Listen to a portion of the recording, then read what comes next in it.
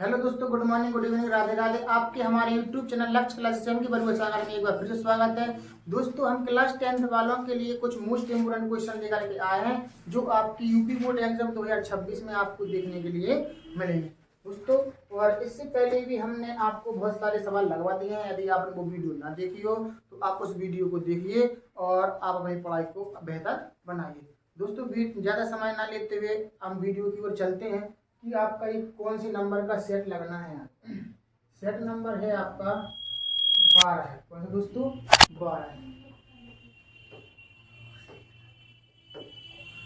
Set number आपका 12 है। और इससे पहले हमने आपको 11 सेट यानी कि जो मोस्ट इम्पोर्टेंट क्वेश्चन है वो हमने आपको लगवा दिए हैं। यदि आपने वो वीडियो ना देखी हो तो जरूर देखिएगा। दोस्तों, वीडियो शुरू करने से पहले यदि आप हमारे यूट्यूब चैनल पर पहली बार वीडियो देख रहे हैं और आपने अभी तक हमारे यूट्यूब चैनल को सब्सक्राइब ना किया हो तो सब्सक्राइब करिए और बेल आइकन घंटी दबा दीजिए, जिससे जब भी मैं आपके लिए वीडियो लाऊं तो आपके पास सबसे पहले नोटिफिकेशन पहुंचे और आपकी कोई भी वीडियो मिस ना होने पाए और आप अपने पढ़ाई को बहुत अच्छे से बेहतर बना सकते हैं। हम देखते हैं क्वेश्चन नंबर फर्स्ट आपका क्या कह रहा है। क्वेश्चन नंबर फर्स्ट कह रहा है कि वह छोटी से छोटी संख्या ज्ञात करें जिसको 35, 56 और 91 से विभाजित करने पर प्रत्येक दिशा में 7 शेष फल बचे। देखो, एक चीज ध्यान रखो, जब भी छोटी से छोटी बोले तो तुम्हें एलसीएम ही निकालना है। क्या निकालना है? एलसीएम। जब भी छोटी से छोटी पूछे तो अपन को निकालना है, एलसीएम निकालना है। तो हम एलसीएम कैसे निकालेंगे? 35, 56 और 91 क्या करना है? इनका आपको एलसीएम निकाल लेना है। तो हम सबसे पहले कितने से काटेंगे? सबसे पहले काटेंगे हम कितने से? 5 से काटेंगे। 5 सते 35, 5 से ये 56 तो कट नहीं रहा है, 91 भी नहीं कट रहा है। 7 से काट दो, 7 एकम 7, 7 अट्ठे 56 और 13 7 91, तो 7 13 बार कट गया। अब इसका आपको पता है कि 8 से काट दो। अब कहने के लिए कोई कहेगा भैया 8 से काय काट दिया आपने, 2 से क्यों नहीं काटे? तो भैया कुछ संख्याएं ऐसी हैं कि इस तरीके की पहाड़ी से काटना चाहिए कि जो ज्यादा कट जाए। 3 संख्या कट जाए भाई, 2 संख्या। तो पहले 5 से काटो तो 35 कट रहा है। 7 से काटो, देखो तीनों कट रहे हैं एक साथ, इसलिए 7 से 8 से काट दो और फिर 13 से काट दो, तो आपका आ जाएगा एलसीएम। तो एलसीएम आपका क्या निकला? एलसीएम आपका निकलेगा 5 गुणे 7 गुणे 8 गुणे 13। 5 गुणे 7 गुणे 8 गुणे 13, इनका अपन का करना है एलसीएम। तो इनको करो, 7 पना 35 गुणे 8 गुणे 13, इनको गुणा करो। 5 अट्ठे 40 को 0 हाथ लगे 4, 8 3 24, 24 और 4 28 गुणा 13 करो। 13 गुणा 0 करेंगे 0, 13 7 91, 13 अट्ठे 104, 104 की 4 हाथ जाएंगे 10, 13 एकम 13, 13 और 10 कितने हुआ? 23, यानी कि 2340 आपको क्या आ रहा है? एलसीएम। जी तो एलसीएम। और भी क्या है, जब तुम भाग दोगे तो प्रत्येक दिशा में 7 शेषफल बचना चाहिए।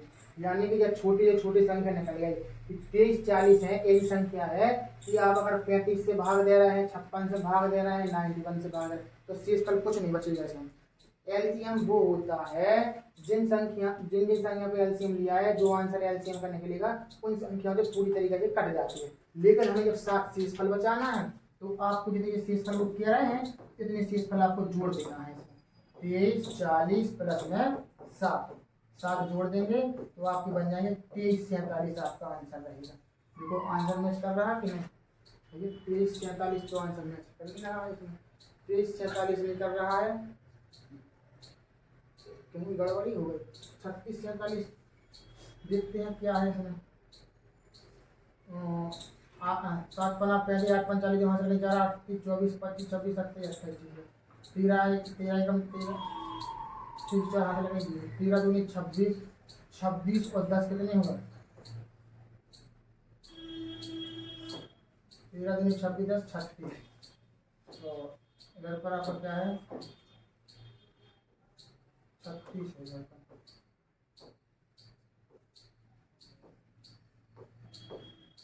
इधर 36 करो, 36 47 आपका क्या रहेगा आंसर।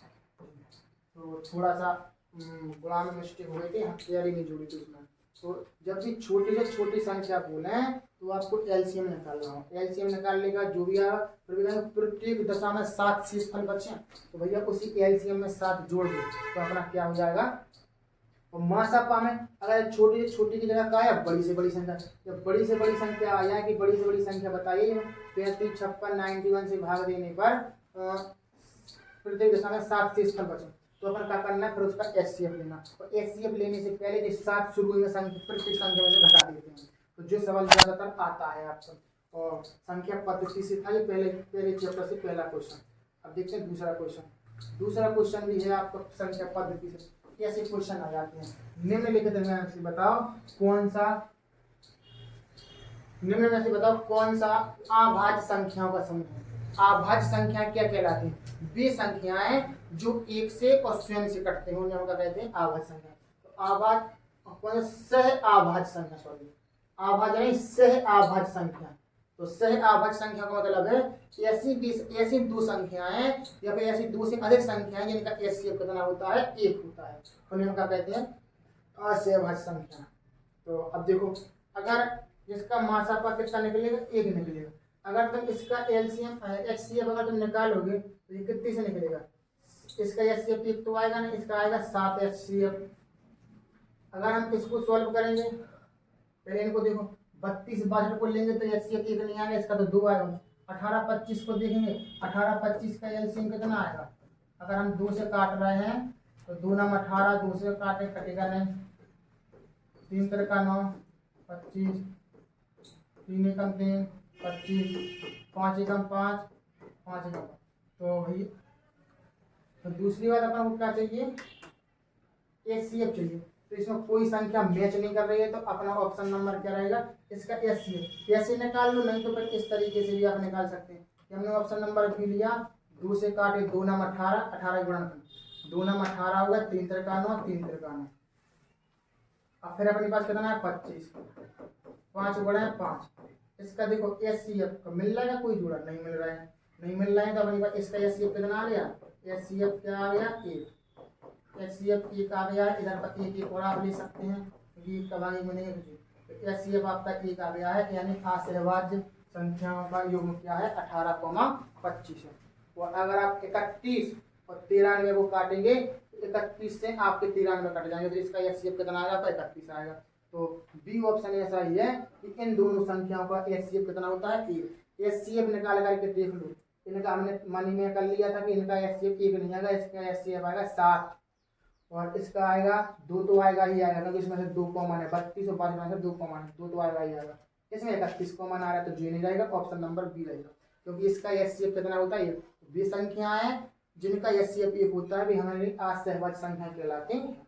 तीसरा क्वेश्चन देखो, देखो ये सिद्ध कीजिए कि 2 + √3 अपरिमेय संख्या है। कैसे है, अपरिमेय संख्या। दोस्तों इसमें बहुत सारी मतलब थ्योरी सी लिखी रहती है, लेकिन अपन ज्यादा थ्योरी ना लिख करके अपन से सटीक आंसर देंगे। कैसा, देखो 2 + √3 अपरिमेय संख्या। अपरिमेय संख्या मानना है, मतलब सिद्ध करने अपन हो, तो अपन मान लो, यहाँ पर क्या कर लो, मान लो, माना 2 + √3 एक परिमेय संख्या है, मान लिया है परिमेय संख्या है, परिमेय संख्या है, तो माना परिमेय संख्या है, तो a/b एक का है अपने पास सहभाज्य संख्या है, a/b। अब इनकी क्या कर दो अपन लोग, तुलना। तो अपन इसमें क्या करेंगे, 2 + √3 बराबर a/b, 2 को इस साइड पक्षांतर कर दो, तो √3 बराबर a/b माइनस के 2। देखो जी परिमेय संख्या है और जी परिमेय संख्या है, इसके नीचे अगर अपन 1 मानेंगे तो ये परिमेय संख्या बनेगी, तो √3 बराबर b आएगा, और लासापा तो p बचे, इधर 2b बचेंगे, तो जो अपने पास क्या होगा, p/q के फॉर्म में आएगा। तो अपन यहाँ पर लिख सकते हैं क्या, √3 एक अपरिमेय संख्या है। कैसी है, अपरिमेय संख्या। आपको हमने बताया था पहले परिमेय अपरिमेय संख्या क्या कहलाती है। तो √3 एक अपरिमेय संख्या है तथा a-2b/b एक परिमेय संख्या है, एक परिमेय संख्या है। अतः √3 बराबर नहीं हो सकता है इसके बराबर। मतलब परिमेय संख्या अपरिमेय संख्या की कैसे नहीं हो सकती है, बराबर नहीं हो सकती। जब बराबर नहीं हो सकती है तो अपन क्या कहेंगे, 2 + √3 एक अपरिमेय संख्या है, एक अपरिमेय संख्या है, एक अपरिमेय संख्या है। 2 + √3 क्या है, एक अपरिमेय संख्या है। इति सिद्धम, एक आप इस तरीके से आपका करेंगे आंसर।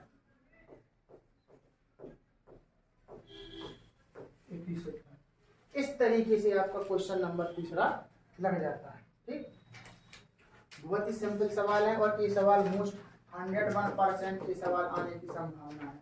हर साल आता है ये वाला सवाल, 2 नंबर का या फिर 4 नंबर का आएगा ये क्वेश्चन। ठीक है ना, तो अच्छे से आप इसको समझिए, लगाइए, जिससे कि आपके पेपर में छूटे ना ये क्वेश्चन।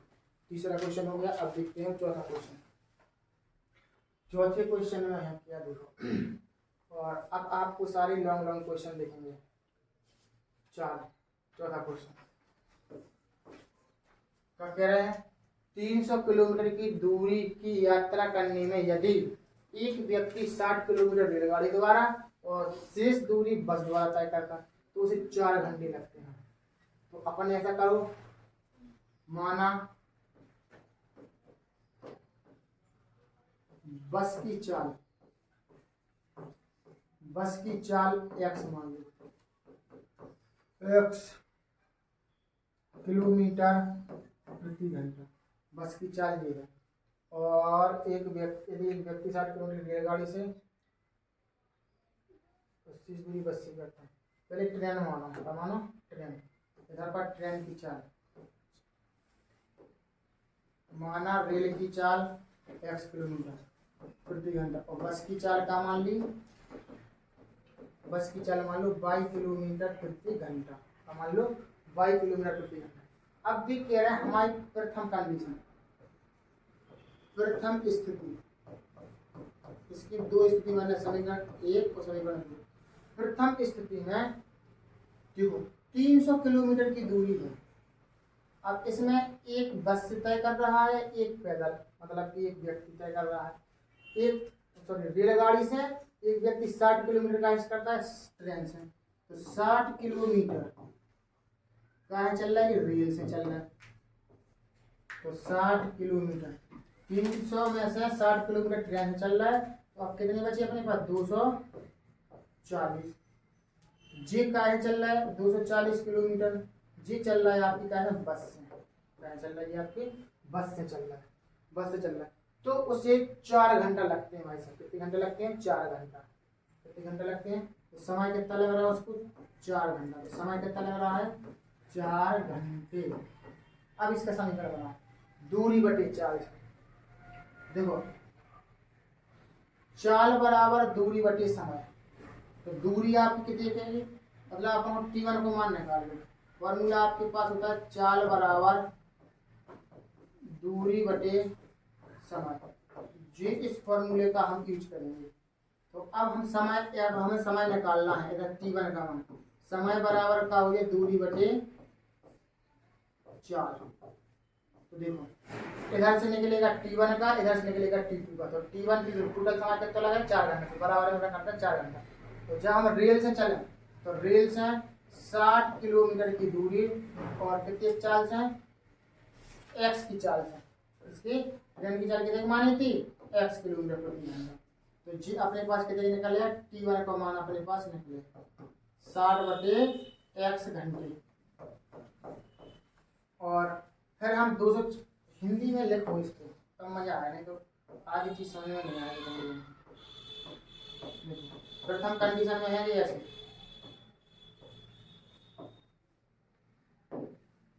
क्या है कि रेल x किलोमीटर प्रति घंटा की चाल से 60 किलोमीटर की दूरी, 60 किलोमीटर की दूरी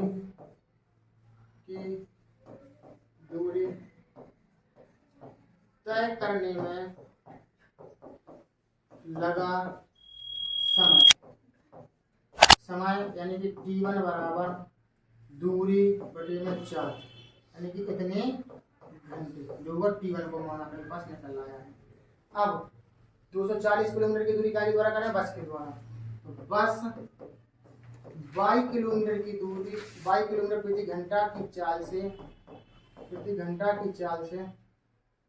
कितने कहती अपने पास कितना बचा था 240, 300 में ऐसा अपने कितने 60 हो गए, तो अब कितनी 240 किलोमीटर की दूरी तय करने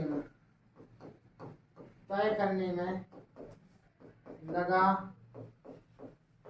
समय T2 बराबर 240 दूरी बटे चाल कितना नहीं है 22, ये इतने घंटा लग रहा है, इतने घंटे।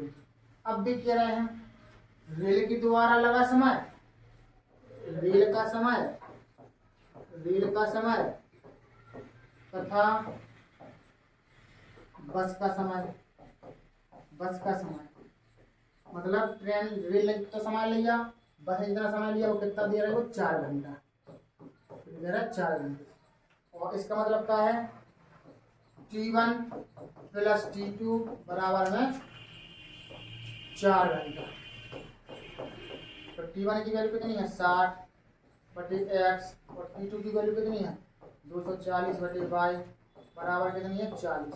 समीकरण नंबर 1 हुआ अपने पास, तो होगा जी फर्स्ट कंडीशन से पहला समीकरण बना अपने पास, क्या बना फर्स्ट कंडीशन से पहला समीकरण। अब हमें बनाना है दूसरी कंडीशन से। जैसे दूसरी कंडीशन मतलब क्या करें, वे कह रहे थे यदि 60 किलोमीटर रेल से जाएंगे और शेष दूरी चलेंगे अपन लोग बस से तो हमें 4 घंटा लगते हैं। अब भी कह रहे हैं 100 किलोमीटर की दूरी, कितने 100 किलोमीटर की दूरी रेल से चले अपन लोग, तो 300 किलोमीटर की दूरी थी अपने पास, कितनी थी 300 किलोमीटर।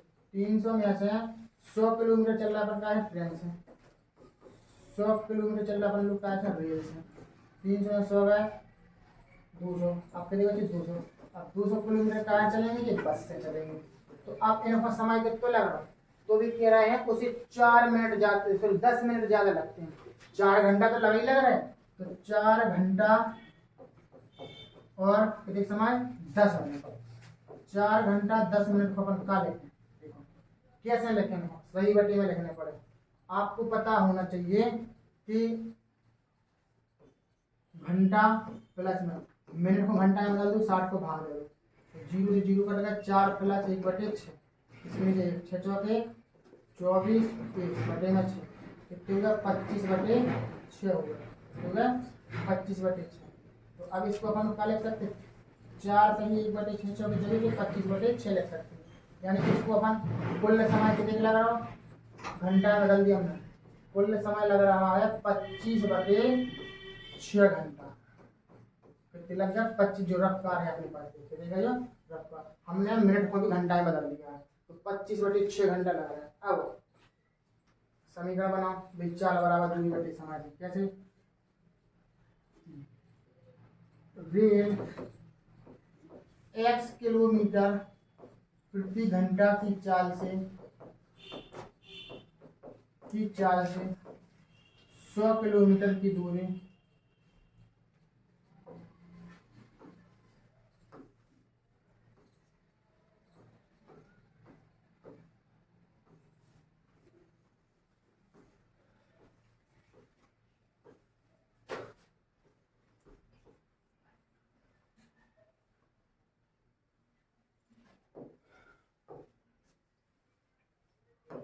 तो 100 किलोमीटर प्रति घंटा की चाल से x किलोमीटर प्रति घंटा की चाल से 100 किलोमीटर की दूरी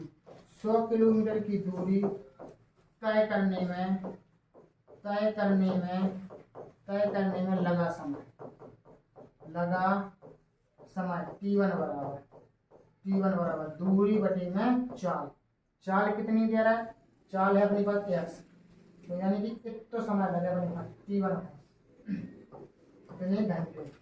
अब कैसे अब बस के द्वारा 200 किलोमीटर चलाओ, बस 22 किलोमीटर प्रति घंटा की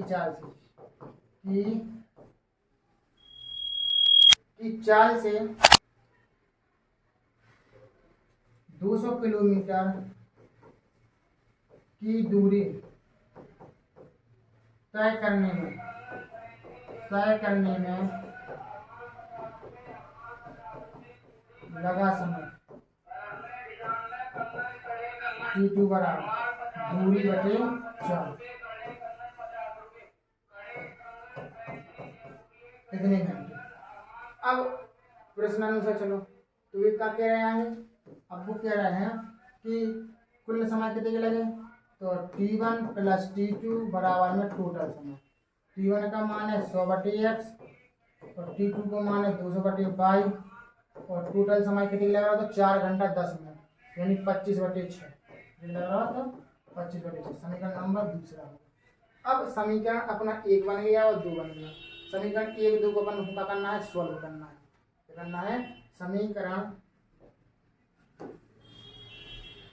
अब इसमें जो और देख लो, कछु मान 1 से दिख रहा है का, नहीं दिख रहे हैं, ना तो y की मान दिख रहा है ना x की मान दिख रहा है। तो इसमें अपन लोग क्या करेंगे, कितने से गुणा कर देंगे, 200 बन जाएगा। तो ऐसा करो, समीकरण 1 में कर दो 100 से गुणा और समीकरण 2 में कर दो 60 से गुणा, ठीक है ना। समीकरण 1 में 100 से तथा समीकरण 2 में 60 से गुणा करने पर, इसमें करेंगे अपन लोग कितने हैं, 100 से अंश अंश में करने वाले, बस करना है अंश अंश में। इसमें कर दो अपन कितने हैं, 60 से गुणा कर दो, कितने से कर दो, 60 से। चलो करके देखते हैं, 100 का गुणा 60 में करेंगे तो कितना आ जाएगा, 6000 बटे में x। इसमें करेंगे तो 240 का भी डबल बिंदिंग हो जाएगा बटे में y, और 40 में करेंगे तो 2 बिंदिंग आ जाएगा। समीकरण नंबर तीसरा हो गया। अब समीकरण 4 में करेंगे, इस समीकरण 2 में करेंगे तेईस अपन लोग गुणा 60 से, 60 से करेंगे तो कितना बन जाएगा, समीकरण नंबर 4। तो 60 से करेंगे तो 6000, इसकी हो जाएंगे 6000 बटे x की वैल्यू प्लस, अब 200 में करेंगे तो कितने हो जाएंगे, 6 दूनी 12,000 हो जाएंगे, 6 दूनी 12,000, 12,000 बटे में 22 बराबर। अब उसमें करेंगे 25 में करेंगे तो 25 छक्का 150, 1500 बटे 6 हुआ है, 1500 बटे में 6, यानी समीकरण उधर पर हमने 2 में कितने से गुणा किया था, 60 से गुणा। अब ये समीकरण बन गया चौथा अपने पास, क्या बन गया जी, चौथा। समीकरण 3 और 4 अपन का करेंगे, सॉल्व करेंगे। सॉल्व करेंगे कैसे, जी प्लस प्लस की संख्या जब प्रकार कर दो, घटा दो, घटाने प्लस है तो माइनस, प्लस है तो माइनस, प्लस है तो माइनस, एक्स एक्स वाला पद कट जाएगा, 6000 बटे एक्स, 6000 बटे एक्स से 6000 बटे एक्स कट गया। अब इसको कैसे करेंगे अपन लोग, जब देखो हर एक 100 रहे तो अंश अंश को घटा दो या जोड़ दो अपन लोग, तो इस प्लस का कोई प्रभाव नहीं पड़ेगा, इस माइनस का पड़ेगा। तो 24,000 में से 12,000 का तो कितनी बची आपकी, 12,000 बटे में 22। जब अंश अंश एक से रहे तब अपन ऐसा कर सकते हैं कि अंश में से अंश घटा दो, ना बाई दो बाई दो। इसमें कछु नहीं है नीचे, तो अपन ऐसा करेंगे 4,000 में से घटा दें 1500 बटे में 6, और इसको 6 को अपन ऐसा करें भाग दे दें, इसमें तो भाग भी दे सकते हैं, कट जाएगा 6 दूनी 12, कट जाएगा 6 दूनी 12, 6 पंचे 30 और 0, ये 250 हो जाएगा अपने पास। कितना हो जाएगा ये यहाँ पर 250। तो कुछ अपन को आगे ज़्यादा सॉल्विंग करने की जरूरत नहीं पड़ेगी। तो माइनस के 250, 250। अब करो इसको कैसे, 12,000 तो आपकी हैं बटे में 22, इसको 4,000 में से 250 गया तो कितनी बची, 0, 10 में से 5 गया 5, ऐसा करो इसको ऊपर लिखते हैं।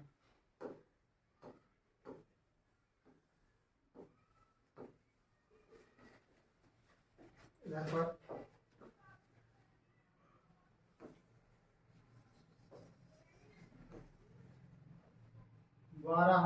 बटे में बाई, इधर से 12,000 बटे में बाई, 12,000 बटे में बाई आ गया।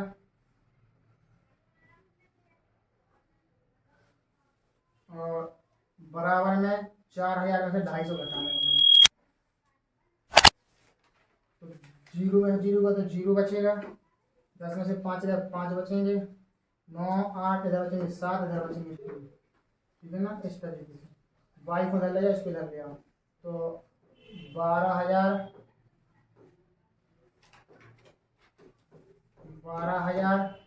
बटे में 3 7 5 0 बराबर भाई, जीरो से जीरो काट दिए। अब देखो और काटो, संख्या थोड़ी बड़ी है तो 5 से काट दो पहले, 5 7 35, 5 25 की तरह, 5 दूनी 10, 5 चौके 20, जीरो हुआ। और कट रहा है, 5 से और काट दो, 5 से काटेंगे तो 5 एकम 5, 5 25, 5 से काट दो, 5 चौको 20, 5 8 40, 3 बचे 15, 3 एकम 3, 3 18, यानी कि अगर अपना 5 का भाग लेंगे तो 16 बटे 5 बाई की वैल्यू निकाला, यानी कि पॉइंट में आंसर आएगा, यानी कि 16 बटे 5,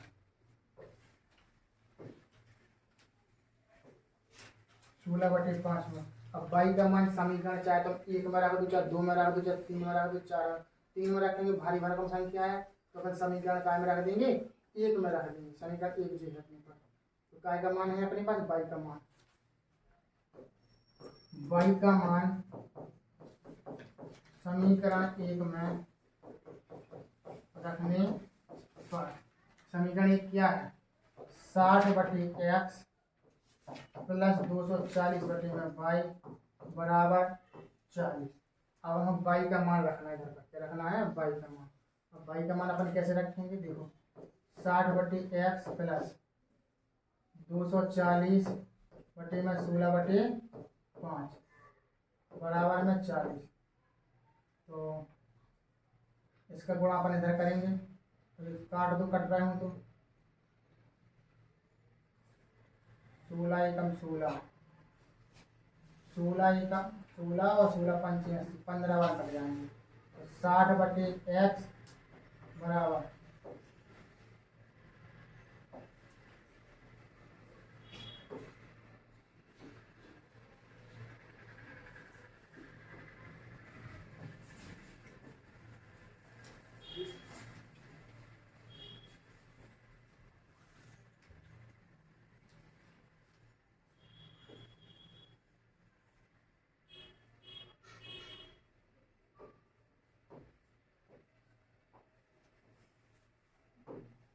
तो इधर पर अपने पास कितना, 5 का गुणा करेंगे 15, 15 पॉइंट 75 बराबर में 40।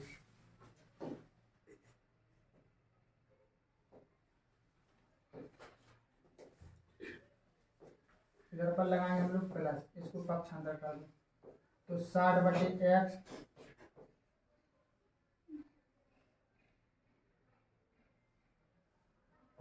चालीस माइनस 75, यहाँ पर हमें लिखना है 40 माइनस की 75,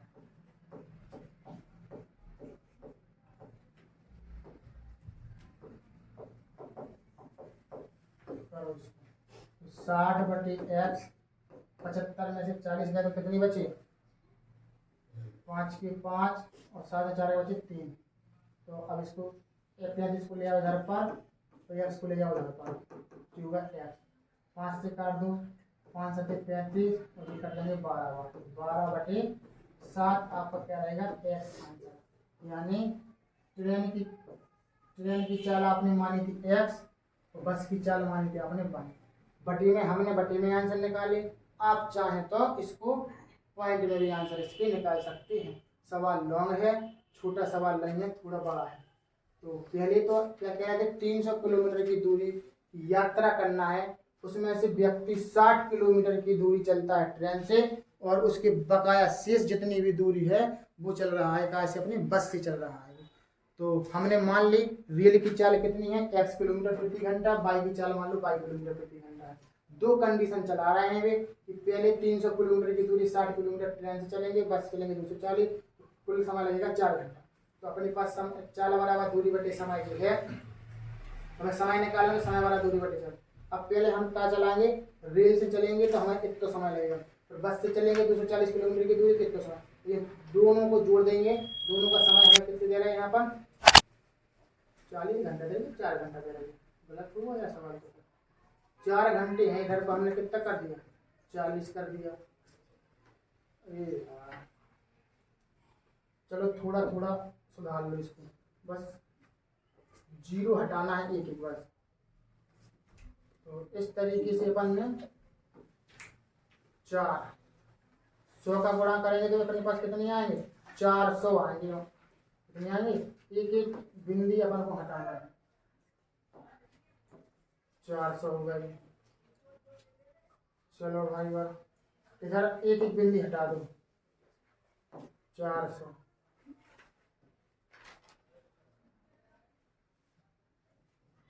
चार सौ में से हमें कैसे कहना घटाना 250, तो 400 में से 250 है आपके,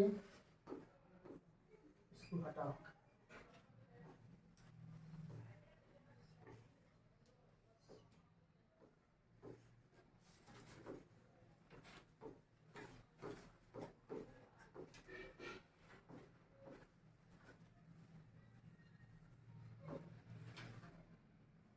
इधर पर 12,000 और 400 में से अपने पास 250 से जाएंगे तो कितने 10 में 0 के 0, और 10 में से 5 गए 5 बचेंगे, और इधर 3 है 2 कैसे देखिए 1। अब y को मान निकालने तो 12,000 बटे में 150, 0 से 0 कट गए, 15 8 120, यानी कि 80 किलोमीटर प्रति घंटा। जी अब सही है, जब बटे नहीं आ रहा था आंसर, अब नहीं आएगा, इसको भी हटाओ।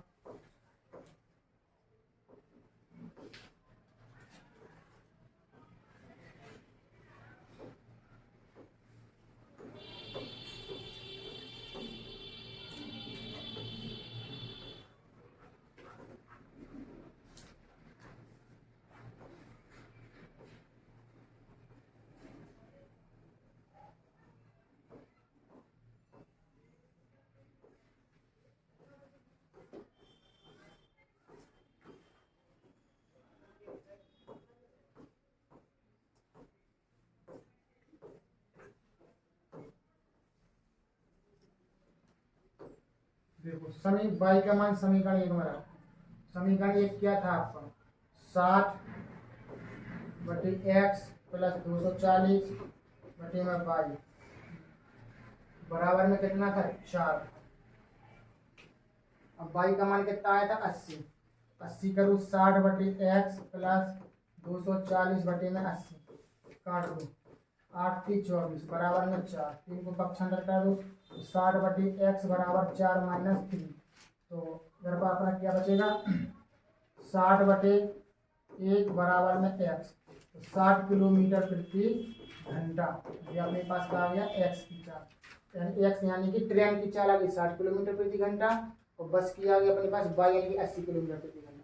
तो इस तरीके से थोड़ा सा मिस्टेक हो गया था यहाँ बीच में, 40 की 4 की जगह हमने कितनी कर दी थी 40, इसलिए वो पॉइंट में आ रहा था आंसर। तो इस तरीके से आपका ये लॉन्ग क्वेश्चन जरूर है, लेकिन अगर आप थोड़ा सा समझते हुए करेंगे तो आप बिल्कुल सही तरीके से पहुंच जाएंगे।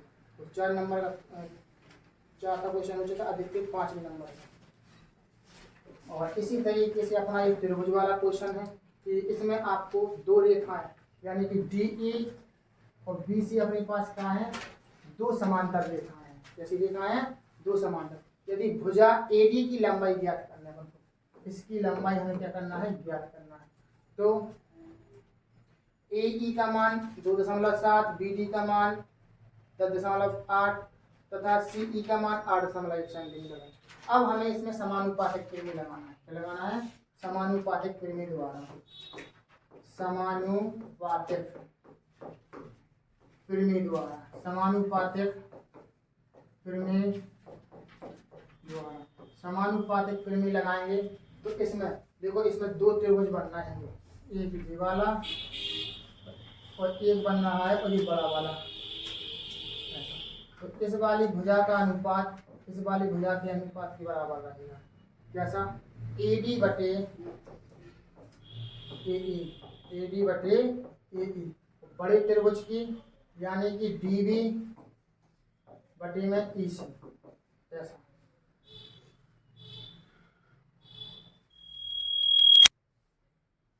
नहीं तो ऐसा कर लो कि इस वाली भुजा का अनुपात इस वाली भुजा के अनुपात के बराबर कर दो, यानी कि AD बटे में DB। चलो ऐसे में निकाल के दिख रहा है आंसर। AD का मान कितना आ रहा? AD का मान निकालना है। EE का मान कितना है? 2.7। कितना है? 2.7। और DB का मान कितना है? 10.8। और EC का मान कितना है? 8.1। चलो करो सो। पॉइंट से पॉइंट हटा दो तो कितने? 9 नाम 81, 9 कम 9, 9 दूनी 18। इसको करो 9 तिया 27, 3 का इधर गुणा कर दे, जब पॉइंट लगा दे इतनी बार कटा दे, बस आंसर आ गया। AD बराबर में 12 गुणा 0.3, तो 12, इसको अपन करेंगे 12 3 36 करेंगे, 12 3 36 और 1 अंक यानी कि 3.6 AD की वैल्यू अपनी आ जाती है।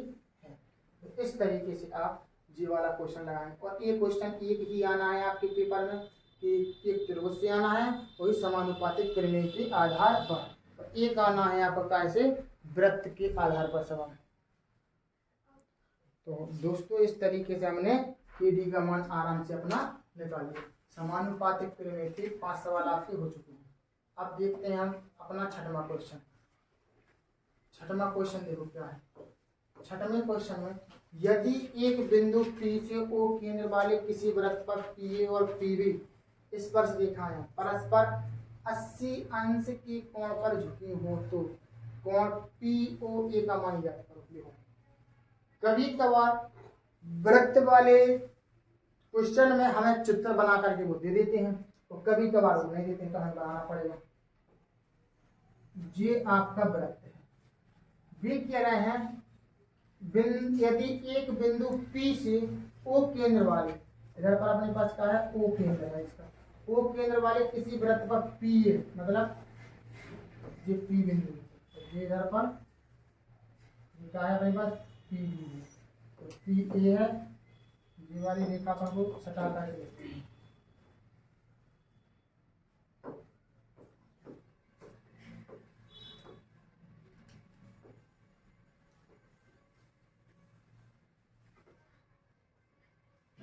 इधर पर अपने पास O बिंदु है, O केंद्र है, और इधर से अपना ऐसा है, ये P है, ये A बिंदु है, ये B बिंदु है। जिनका लिखी रेखा जिनका स्पर्श रेखा है, जो स्पर्श रेखा है तो कितने अंश के कोण पर झुकी है? PA और PB परस्पर 80 अंश के कोण पर। कितने? 80 अंश के कोण पर ये झुकी हुई है। अब इधर से अपन ने एक त्रिज्या देखी थी, एक त्रिज्या देखी थी। अब वो कह रहे हैं हमें कोण का मान क्या निकालना है? POA अब क्या निकला? ये वाला POA, यानी हमें जो वाला कोण बताना। कैसे बताया हमें पता होना चाहिए। हमें पता है कि POA का मान हमें कैसे निकालना है। इधर पर 80 अंश का कोण है, तो जब OP का एक समद्विभाजक है, यानी अपन इधर पर लिख सकते हैं रेखा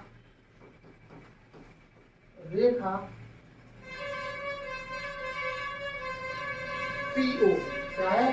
रेखा OP कोण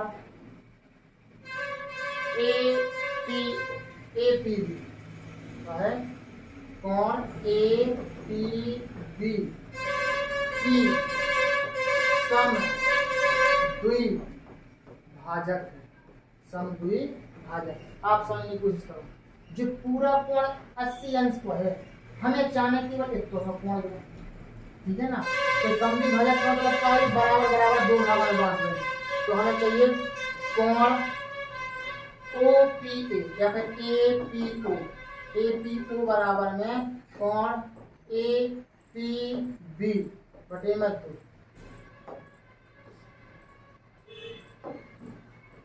APB तो कोण APO बराबर कितना है 80 अंश का है बटे में 2, दूसरा काट देंगे तो कितना आ जाएगा 40 अंश आ जाएगा। कितना आ जाएगा 40 अंश।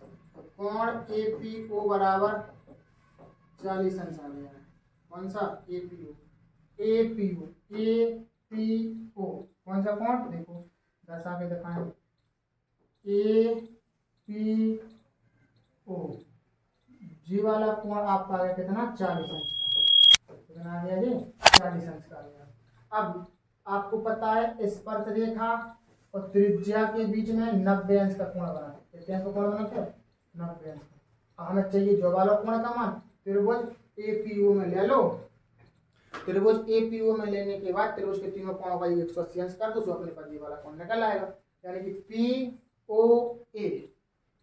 तो त्रिभुज के तीनों त्रिभुज APO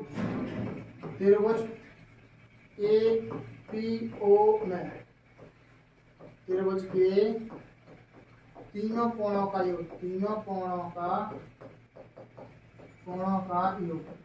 त्रिभुज के तीनों कोणों का योग होता है 180 अंश। तो कोण APO प्लस कोण OP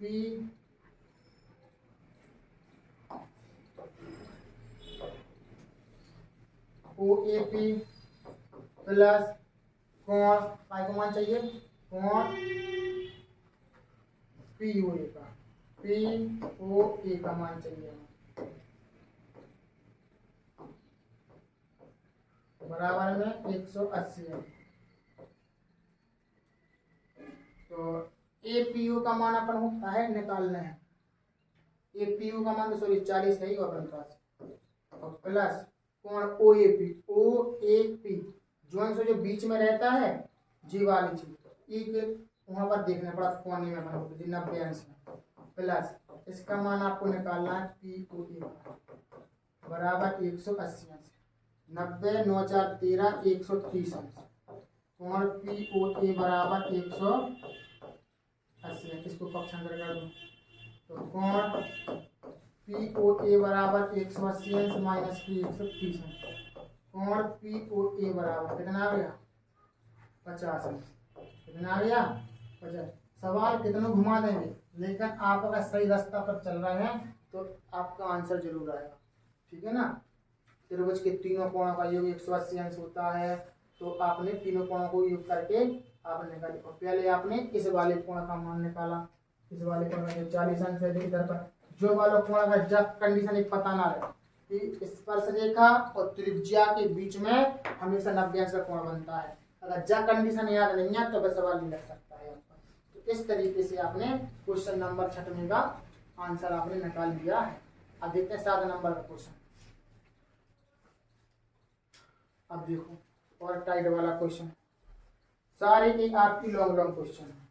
अभी तक हमने आपको सरल सरल क्वेश्चन लगवाए हैं कम से कम हो गए होंगे आपके 10-12 नंबर का सेट है। तो यानी कि 11 क्लासों में आपके पास सवाल हो चुके हैं 100 से ज्यादा और हर क्लास में आपके 10-12 क्वेश्चन आप लगा रहे हैं। इसी तरीके से यदि आप 10-10 सवाल डेली में लगाते हैं तो आपके यूपी बोर्ड एग्जाम तक आपकी बहुत अच्छी से तैयारी हो जाएगी।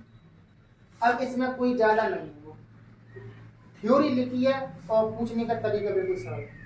रसीद को जन्मदिन के उपहार के रूप में एक लट्टू मिला। क्या मिला? एक लट्टू। लट्टू मतलब जिस पर रंग नहीं किया गया था।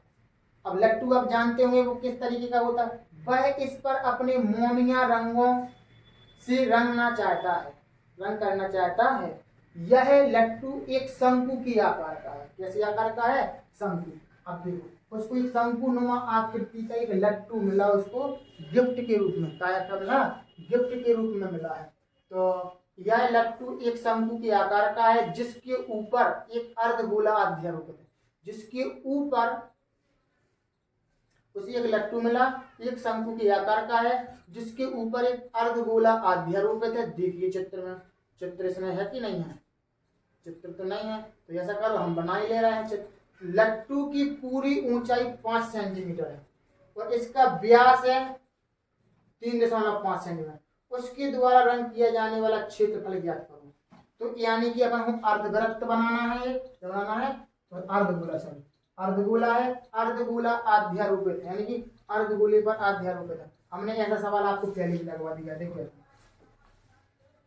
जी आपने क्या है, अर्धगोला है, और जो ही क्वेश्चन आना पेपर है किसी टाइप को चित्र आपका जी बनेगा।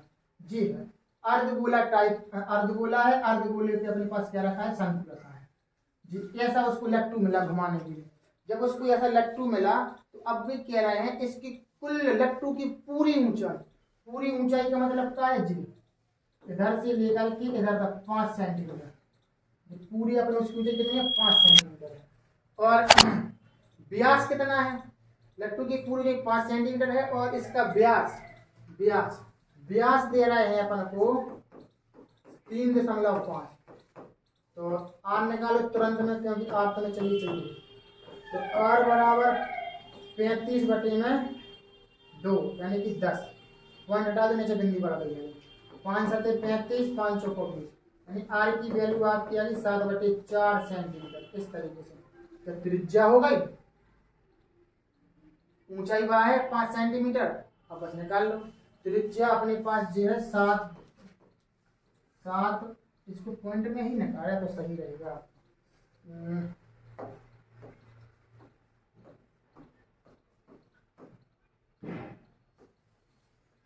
इसको पॉइंट में भाग दे देंगे तो 5 7 35, 5 चौको 20, 2 भाग इसमें।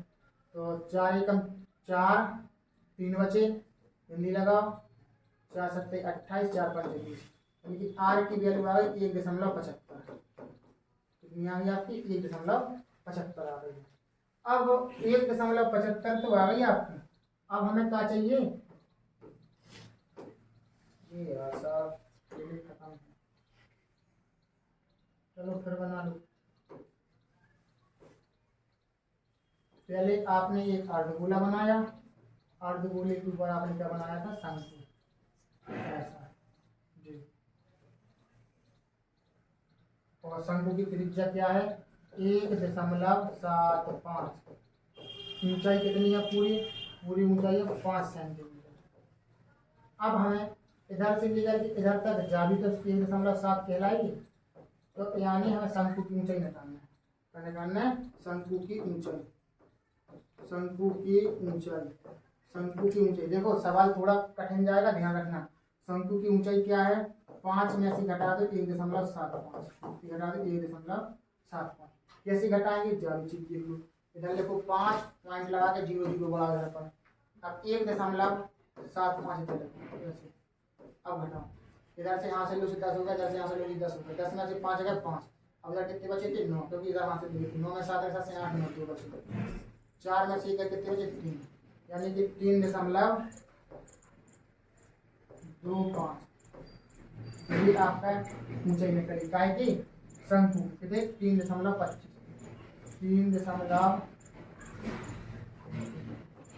ये आपका निकलेगा।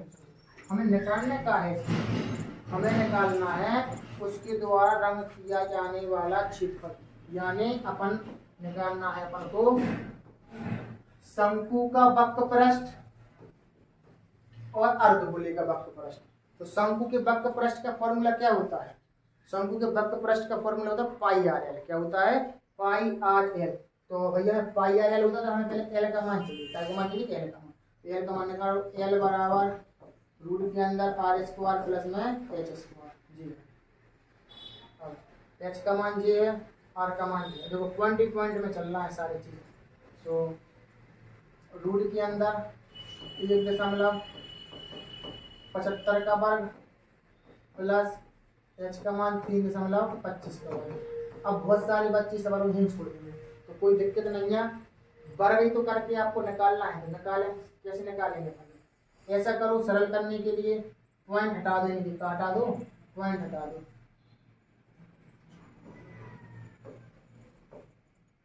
पॉइंट हटा देंगे, पॉइंट हटा देंगे से नीचे 2 बिंदु, पॉइंट हटा देंगे से नीचे 2 बिंदु, ऐसा। और वो कटा इनको काट दो, कैसे काटेंगे, 25 चौको 100, 25 छिक्का 150, 25 7 175, यानी कि 7/4 का वर्ग। ऐसे इनको काट दो, 25 चौको 100, 25 छिक्का 150, 150 12 बार 13 बार में कट जाएंगे, कितनी बार में कट जाएंगे, 13 बार में। देखो 25 छक्का 150 वो, और 6 बार में 150 बार है तो 12 बार में कितने आ जाए 300, 12 बार में 300 आ जाए और ये 25 हो रहे हैं तो 13 बार में कट जाएंगे। इधर हो जाएगा आपका 13/4 इसका वर्ग। इस तरीके से आपको लगाने की कोशिश करना। 7 सत्ते 49, 4 चौकी 16, 13 13 169/4, 9 9 18 की 8 हासिल गई 1, 10 11 की 1 हासिल गई 1 218, 16 अपने पास कहाँ ला सकते हैं। इधर 4 का वर्ग भी 16 रहेगा, इधर कितना है 16। अभी कट रहा है का, कट तो रहा नहीं है। चलो काटते हैं, 4 2 से काट 2 8 16, 2 से काट दें, काटो नहीं सीधे डायरेक्ट अपन को निकाल लो वर्गमूल।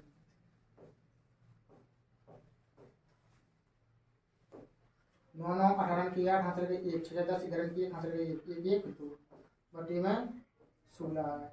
218 का वर्ग में निकालो भाग विधि से, कितना पॉइंट में आएगा आंसर 218, 1 एकम 1 1 2 118। अब अपन यहाँ पर कितने लेंगे 25 पंचे 125 4 बार ले लो, 4 चौके 16 की 6 के 4 देंगे 8 9 4 4 8 2, 8 में 6 का 7 8 2 बचे, 11 में 9 से 10 11 2 बचे। और यहाँ पर क्या रहेगा अपने पास पॉइंट,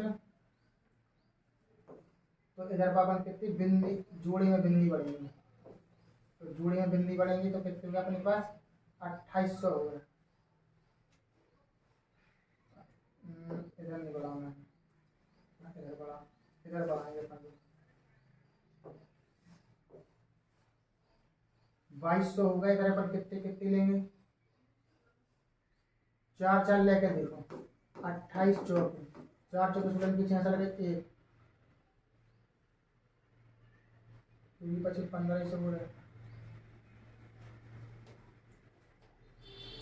4 8 बाद 30 की 3 हज़ार 4 8 से 9 10 11 207 बार ले लो, 77 49 की 9 4 7 8 56 56 57 58 59 60 और 0 हज़ार 6 7 14 से 15 16 17 18 19 20 2009 चाने के ठीक है 2200, तो ज़्यादा हो जाएगा 7 ही बार में, यानी 14.7 के सामने समथिंग आ गया 14.7। 4 16 का वर्ग निकालेंगे इस बार अपने पास कितना 4, पहले की वैल्यू आ गई थी अपनी लगभग में आंसर आएगा अपना, ठीक है ना। जब भी आंसर निकालेंगे लगभग में निकलेगा। तो जी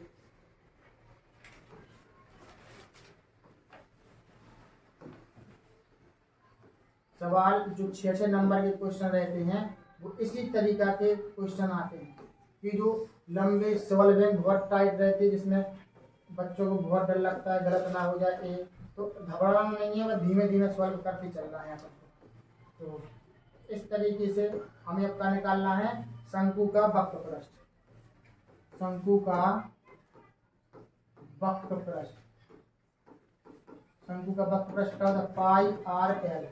पाई का मान कितना 22/7 यूज करना है, देखो उसमें कह रहे थे 22/7 यूज करिए आप। तो आर का मान कितना निकाला आपने, आर का मान निकाला था 1.75, 1.75 को अपन क्या लिख सकते 7/4 नहीं लिख सकते, यहाँ पर 7/4 की जरूरत है, हमने यहाँ पर कर ली 7/4। इसको अपन क्या करेंगे 14/7 14.7/4 देखो 7 से 1 7 कट गया, 2 दूनी 4 2 1 2 11 का गुणा करो 11 7 77 की 7 हाथ लगाए 7 11 चौक 44 44 से 45 46 47 48 50 51 की 1 हाथ लगाए 5 11 और 5 16 बटे में 4 दूनी 8, यानी कि 161.7 जी होगा शंकु का वक्र पृष्ठ। अब गोले का वक्र पृष्ठ निकालो, गोला कौन सा अर्धगोला है, इसमें कौन सा है अर्धगोला, तो अर्धगोले का वक्र पृष्ठ, अर्धगोले का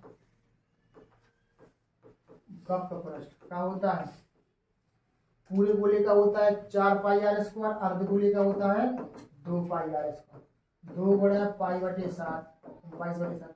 आर की वैल्यू कितनी मानी थी 7/4 पर में 7/4 और 7/4, 7 से 7 कट गए 2 दूनी 4 2 से काट दो, 11 बार 11 से 77 बटे में 4। ठीक, अब अपन चाहें तो इसको भाग दे दो, सीधे पॉइंट में निकलेगा।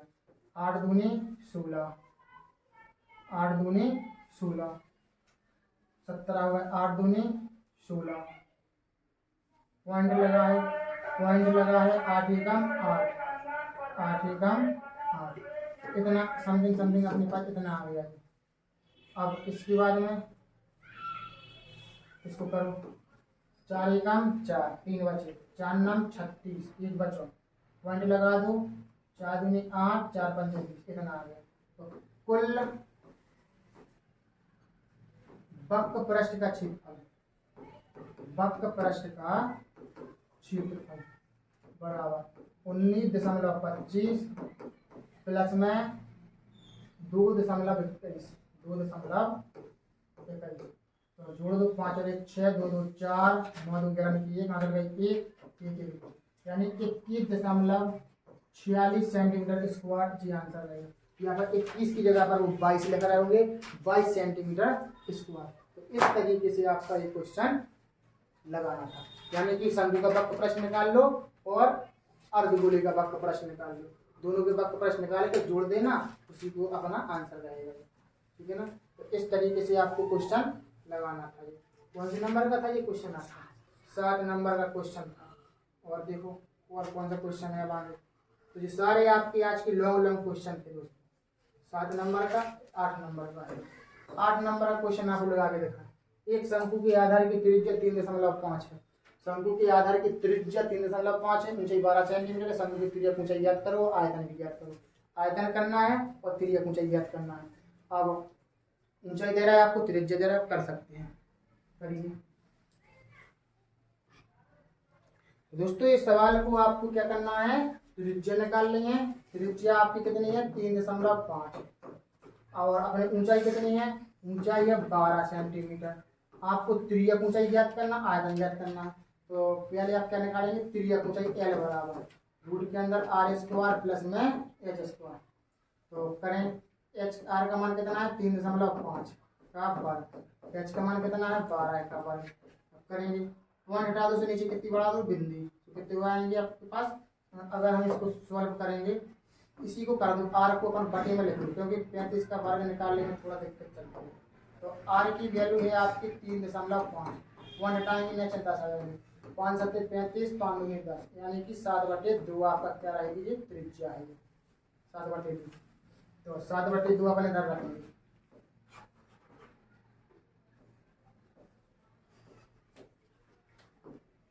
सात बटे 2, 7 का वर्ग करेंगे 49, 2 का वर्ग करेंगे 4, 12 बार 144। इसको करो, 4 लाख आ गया 49, 4 चौबीस 16 की 66 की 16 17 की 7 आंसर 1 4 1 5, 576 रूट के अंदर 9 6 15 की 5 आंसर 1 7 4 7 4 11 12 की 5 आंसर 625 बटे में 4। आपको पता है 625 25 के वर्गमूल और 4 रूट 2। तो पहले की वैल्यू अपने यहाँ की 25/2, और नहीं तो काट दो, 2 एकम 2, 2 दूनी 4, 2 पंचे 10। तो पहले की वैल्यू कितनी आ गई? 12.5। कितनी आ गई? 12.5। एक आंसर जी है आपका। अब इधर बगल में आपका निकाल लो इसका आयतन, निकाल लो इसका आयतन, निकाल लो आयतन इस तरीके से। तो क्या होता है शंकु का आयतन? बताओ हमें थोड़ा। शंकु का आयतन का फॉर्मूला क्या होता है? 1/3 पाई r² h। 1/3 पाई की वैल्यू कितनी है? 22/7। और r की वैल्यू कितनी निकाली? 7/2। r पे 2 घातें चढ़ी हैं, तो इसको 7/2 7/2। h का मान कितना है? ऊंचाई कितनी निकली? 12। काट दो, 7 से 7 कट गए, 3 चौके 12 कट गए, और 4 से जी कट गए, 7 दूनी 14 की 4 आंसर गई, 7 दूनी 14 15, 154 सेंटीमीटर क्यूब आपका क्या आ गया ये आंसर। तो आपके पेपर में अगर आएगा क्वेश्चन तो ऐसा ही सरल 1 2 नंबर में आपका आ जाएगा कि आयतन निकालना है और ऊंचाई ज्ञात करना है। देखो 20 में आया ये क्वेश्चन, 22 में आया, 23 में आया, 24 में आया, तो अब 25 में भी नहीं आया, तो अब कितने में आएगा? 26 में जरूर आ जाएगा। ठीक है ना। इसी तरीके से आपका 9 नंबर का क्वेश्चन देखो। 9 नंबर के क्वेश्चन में ये आयत से संबंधित क्वेश्चन है। चित्र में ए बी सी डी आयत है, ए बी की लंबाई होगी, यानी आपको पता है ए बी की लंबाई निकालना है, तो आपके पास ए बी की लंबाई जो, यानी आपको इस वाले त्रिभुज में लेना पड़ा। तो जे 8 की है तो भैया जा भी 8 की है। आपको पता है आयत के प्रत्येक कोने पर कितने अंश का कोण बनता है, 90 अंश का। तो जी का क्या लगा कर्ण, जी का क्या लाएगा आधा, जी का क्या लाएगा लंब। तो पाइथागोरस के मिला वाली त्रिभुज एबीसी, पाइथागोरस प्रमेय द्वारा, पाइथागोरस प्रमेय द्वारा कर्ण का वर्ग बराबर लंब का वर्ग प्लस आधार का वर्ग। कर्ण कितने है आपका 10, कर्ण कितने है 10, लंब आपको निकालना है, आधार कितने है 8, 8 का वर्ग, 10 का वर्ग 100, 8 की वर्ग पक्ष अंदर का 264, एल यानी कि ए बी का वर्ग, ए बी का वर्ग। 10 में से 4 गए 6, 9 में 6 कितने हो जाए 3, वर्ग हटा देंगे तो इस पर आ जाएगा रूट। तो ए बी के बीच की दूरी कितनी आ जाएगी 6, कितनी आ जाएगी दोस्तों 6 सेंटीमीटर। ये आपका आंसर रहेगा। एक पाइथागोरस आपकी प्रमेय चल रही है यहाँ पर, ठीक है ना। तो 6 सेंटीमीटर आपका ऑप्शन नंबर सी ही रहेगा। तो कुछ नहीं करना है, पाइथागोरस प्रमेय लगा दो बस खत्म। 10 नंबर का क्वेश्चन देखो, 10 नंबर। अभी तक हमने आपको लगवा दिया दो बिंदुओं के बीच की दूरी का फॉर्मूला, अंतर विभाजन वाले। अब है आपको मध्य बिंदु, जैसे मान लो कोई सा भी एक रेखाखंड है, क्या ये आपका रेखाखंड है -2,6, इसका है -2,10, यहाँ की बिंदु मध्य बिंदु है, जिसका है ये ए है, जी आपका बी है, मध्य बिंदु है सी। इसकी हमें क्या बताना है निर्देशांक। तो इसको क्या मानेंगे अपन लोग x1, इसको y1, इसको मानेंगे x2, इसको मानेंगे y2। मध्य बिंदु के निर्देशांक क्या होते हैं आपकी, मध्य बिंदु के निर्देशांक, मध्य बिंदु के निर्देशांक होते हैं x1 + x2 बटे में 2 और y1 + y2 बटे में 2। x1 + x2 बटे 2, y1 + y2 बटे 2। x1 की वैल्यू -2 है, x2 की वैल्यू भी -2 है बटे में 2। y1 की वैल्यू 6 है, y2 की वैल्यू 10 है बटे में 2। जब कॉमन लगाना है तो प्लस।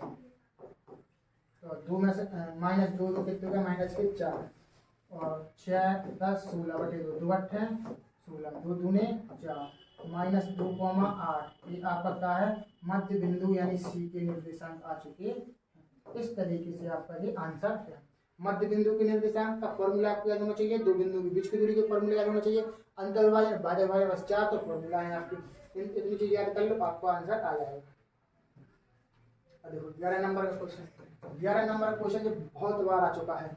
किसी बहुपद fx के लिए y बराबर fx का ग्राफ दिया है, तो ग्राफ में fx के शून्यों की संख्या fx के शून्यों, fx के शून्यों की संख्या क्या है। fx का मतलब है आपको केवल x वाली लाइन देखना। x वाली लाइन अपने ग्राफ में कितनी बार कटी, 1 बार 2 बार 3 बार, कितनी बार कटी 3 बार कटी, 3 बार कटी है अपनी x वाली लाइन, 3 बार कटी है वही शून्यों की लाइन। तो x अक्ष जितनी बार कटे या प्रतिच्छेद हो कटे, उतने ही शून्यांक होते हैं, उतने ही शून्यांक होते हैं, उतने ही शून्यांक होते हैं। क्या होते हैं, उतने ही शून्यांक होते हैं। x अक्ष जितने बार कटे उतने ही शून्यांक होते हैं। तो भाई कितनी बार कटी x अक्ष, 3 बार कटी, 3 बार कटी तो इसके शून्यांक कितने होगा 3 होगा। इस तरीके से आपने कितना 11 नंबर क्वेश्चन लगा लिया। अब देखते हैं और कौन सा क्वेश्चन है आगे। अब नहीं है दोस्तों, 11 क्वेश्चन थे आपने, बहुत ही इसमें सिर्फ 2 क्वेश्चन या 3 क्वेश्चन ज़्यादा कठिन है और इसके बाद में आपके सारे क्वेश्चन सरल है। तो दोस्तों आज की वीडियो आपको कैसी लगी, अच्छी लगी तो वीडियो को लाइक शेयर और कमेंट करिएगा। और यदि आपने अभी तक हमारे चैनल को सब्सक्राइब ना किया तो सब्सक्राइब करिए और बेल आइकन घंटी दबा दीजिए, जिससे कि जब भी मैं आपके लिए वीडियो लाऊं तो आपके पास सबसे पहले नोटिफिकेशन पहुंचे और आपकी कोई वीडियो मिस ना होने पाए और आप अपनी पढ़ाई को और अच्छे से बेहतर बना सकते हैं, जिसमें आप यूपी बोर्ड एग्जाम 2026 को बहुत अच्छे से दे सकते हैं। इसी तरीके से बने रहिए हमारे साथ लक्ष्य प्लस के साथ।